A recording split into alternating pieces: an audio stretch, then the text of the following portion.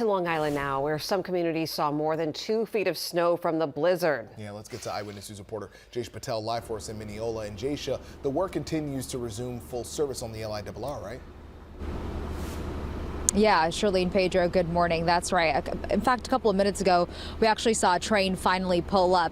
Limited service is resuming at 4 this morning, so it already has started. But again, that's limited service for only 6 branches. And I was talking to some people out on the platform behind me, and, they were telling me that they got 2 feet of snow. They were pretty surprised about how much snow they got yesterday. They didn't have to go to work for the most part, so today really is back to reality. Now, the LIRR is going to work to restore service on the other branches throughout the day today, but the cleanup has been happening to get things back on track, and crews have been de-icing those trains and even cleaning up fallen trees that fell on tracks during yesterday's blizzard.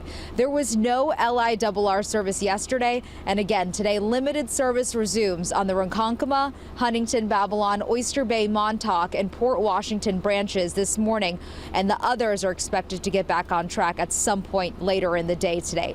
Bus service started yesterday afternoon for Nassau County, and buses in Suffolk County are scheduled to start around 10 a.m. this morning. And as for school, most Nassau and Suffolk County schools will be closed today as Long Island residents continue to dig out from yesterday's blizzard. So back out here live, if you do rely on LIRR service, just make sure that you check your commute before you head out of the door, because with limited service on those 6 branches, that means longer wait times. Live in Mineola, Jaysha Patel, Channel 7 Eyewitness News.